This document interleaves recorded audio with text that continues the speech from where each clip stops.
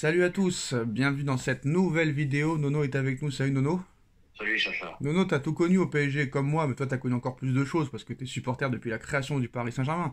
Moi j'ai connu des Charles-Édouard Corridon, des Pichot, des Clément, des Chantôme, des Rabé Sambratana, des Algerino, des Souza, des Everton, jusqu'à ce que le Qatar arrive en 2011, Nono, et nous amène des Zlatan Ibrahimovic, des Di Maria, des Cavani, des Neymar, des Messi, des Mbappé, des Ramos, j'en passe et des meilleurs. Malheureusement, avec tout ça, ça n'a pas fonctionné, même s'il y a eu une finale de Ligue des Champions en 2020, mais bon, c'était pas vraiment la vraie Ligue des Champions.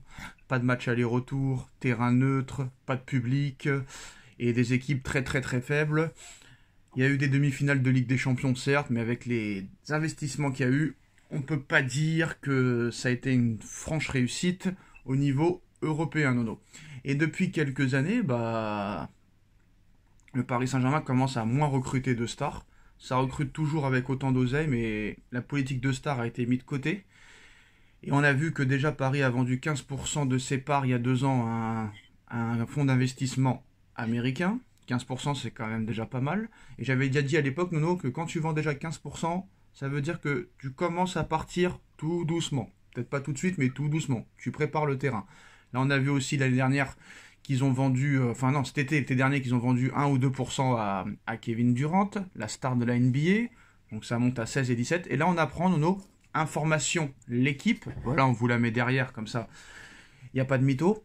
L'information de l'équipe aujourd'hui, Nono, le Qatar serait vendeur du PSG en cas de belle offre. Le palais de l'émir suit toujours le Paris Saint-Germain, mais avec un détachement très clair depuis la fin de la Coupe du Monde 2022. Les investissements ont baissé en raison de la lassitude des propriétaires face au comportement des stars surpayées, Nono. Ah ben qu'il soit lassé par rapport comment dirais-je, par rapport aux stars surpayés, ça je veux bien le comprendre. Bon, mais maintenant, ben, j'ai quelques doutes quand même sur l'article de l'équipe. Ils viennent de finir avec leur centre d'entraînement, qui paraît-il est peut-être le plus beau en Europe, si ce n'est au monde. On parle de carrément faire construire son propre stade. Donc voilà, deux possibilités. Soit ils vont au bout du bout, ou soit, bon, ben après, faut vendre, mais là, faut vendre à des mastodontes, hein, parce que la valeur du PSG au jour d'aujourd'hui, à l'instant T, on n'est pas loin des 5 milliards.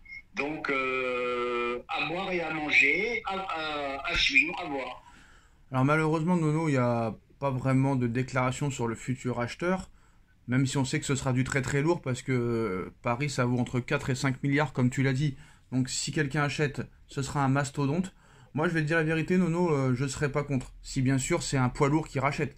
Parce que je pense qu'eux, ils ont montré leurs limites. Ils ont montré leurs limites. C'est des mecs qui ne connaissent rien au football. Voilà, surtout Nasser. Surtout Nasser. Je pense qu'ils ont montré leurs limites. Après, le centre d'entraînement, Nono, ça veut rien dire parce que je pense que ce sera vendu avec. Peut-être qu'ils préparent le terrain pour les futurs investisseurs, ça c'est possible aussi. Et voilà, ils ont tout fait à l'envers.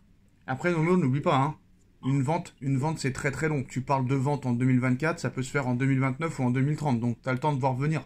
Tu vois ce que je veux dire? Ah ben là, on est d'accord, on est d'accord. Bon, ben, en résumé, je vais te dire en 2 mots.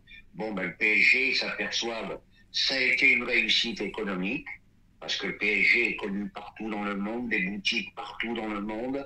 Bon, là, ça baisse un peu au niveau des revenus. Il n'y a plus Messi, il n'y a plus Mbappé, il n'y a plus Neymar. Donc, c'est vrai que ça baisse un peu, mais c'est pas grave. Bon, ben voilà, le PSG évalué entre 4,5 et 5 milliards, c'est énorme. C'est énormissime. Bon, ben, peut-être qu'ils en ont aussi plein le cul, eux aussi, hein. Bon, mais ils payent de leurs erreurs, hein. Quand tu prends une équipe de football, ben, faut déjà mettre des gens qui connaissent le football. Nasser était un joueur de tennis, j'ai rien contre Nasser, mais c'était un joueur de tennis, Nasser, hein. Le football, c'était pas trop son truc. Donc voilà, Ouais, mais voilà. Nono, ça veut rien dire. Il y a des présidents qui comprenaient rien au football qui ont réussi quand même, hein. Ça, c'est déjà arrivé, hein. Ben, c'est déjà arrivé, mais ils ont été pris dans un tourbillon et il n'y a pas eu de discipline, pas d'autorité dans ce club. Bon, on va pas revenir à ce qu'on a dit 300 fois. Bon, ben, comme tu as dit, c'est peut-être une aubaine qui vendent à un mastodonte et qu'on repart sur des bonnes bases. Alors Nono, bien sûr, on connaît, parce que moi j'y crois plus aux démentis, hein. Pour moi les démentis n'ont plus aucune valeur, parce que c'est sûr que sur l'instant T, tu ne peux pas dire que Luis Enrique est une truffe, donc le mec hier te dit que c'est le meilleur entraîneur du monde, il en pense pas un mot, c'est sûr qu'il va pas dire oui, Luis Enrique on veut le virer, parce que là tu tues l'équipe et tu tues le coach, et là bien sûr ils sont obligés de faire un démenti sur l'information de l'équipe comme quoi ils vont vendre. Donc il y a un porte-parole de QSI, c'est un porte-parole, hein, donc moi, pour moi ça n'a aucune valeur. Un porte-parole de QSI dément les informations de l'équipe, où il dit c'est complètement faux. Le même journal écrit les mêmes bêtises semaine après semaine. Les actionnaires viennent de dépenser 350 millions d'euros pour le centre d'entraînement, d'annoncer de nouvelles extensions majeures du campus et cherchent à investir des centaines de millions dans un nouveau stade tout en argumentant nos investissements dans le football, le sport et le divertissement. Mais apparemment, nous cherchons à vendre. Mais moi, j'y crois plus à ces démentis-là, Nono. J'y crois plus. Mais je vais te dire, c'est exactement ce que je viens de dire avant que tu dises ce démenti. Mais ça veut rien dire, ça se vend, hein. Un stade, ça. Laisse-moi finir. Non, mais un stade, ça se vend, un campus, ça se vend, et un club, ça se vend, hein. Donc voilà. Oui, mais laisse-moi finir. Bon, ce que dit le porte-parole des Qataris, j'y crois plus qu'à l'article de l'équipe, hein, je te dis sincèrement. Parce qu'ils sont quand même sur de très très gros investissements. Mais non, c'est des mythos. Ils avaient dit Messi, on n'est pas dessus, il était là. Neymar, on n'est pas dessus, il est venu. Mais ça n'a plus rien à voir. Mais c'est des mythos, ces gens-là. Ils ont tellement. Tu savais l'oseille qu'ils ont, Nono. Si tu savais l'oseille qu'ils ont, tape QSI sur Internet. Tu vas voir que même le Arnaud, le Elon Musk, le Jeff Bezos, c'est rien. C'est un groupe en fait. Alors certes, il y a l'émir du Qatar, mais t'as 4 autres mecs à côté qui sont multimilliardaires. Ça vaut plus de 500 milliards d'euros. Ils peuvent acheter qui ils veulent, s'ils veulent. S'il n'y avait pas le fair play financier, Nono, s'il n'y avait pas le fair play financier, ils dépenseraient 1 milliard tous les étés. C'est pas la solution, hein, mais c'est ce qui se passerait. Voilà, comme par hasard, le fair play financier est arrivé le jour et l'année où Paris a racheté le club. Le Qatar a racheté le club, donc il n'y a pas de fumée sans feu. Donc moi j'y crois pas, moi. Bon, chacun voit midi à sa porte, comme dirait l'autre. Bon, moi, tu sais, l'équipe, il y a à boire et à manger aussi, hein. Il y a à boire et à manger, mais c'est quand même le journal le plus acheté en France tous les jours, hein.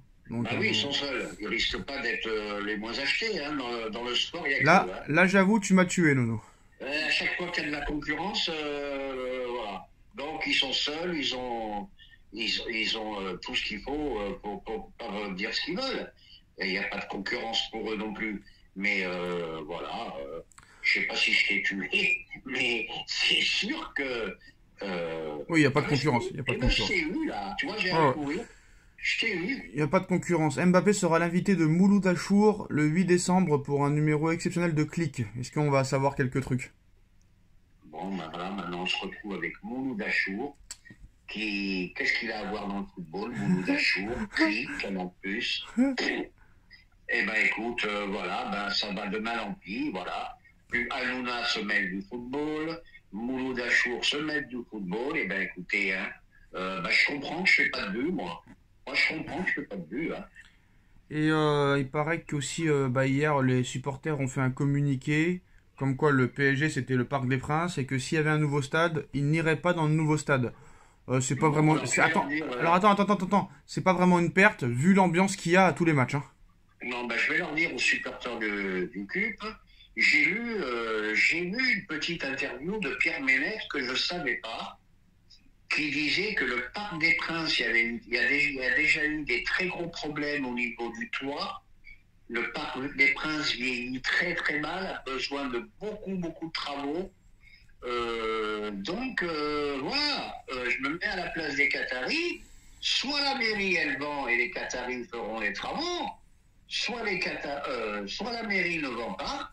Et c'est vrai, le PSG a besoin d'un stade en meilleur état et concurrentiel avec le Real, le Barça, etc., etc. Et ben voilà les postos, c'est la fin de cette vidéo et à très vite pour une nouvelle vidéo. Tchuss. Tchuss.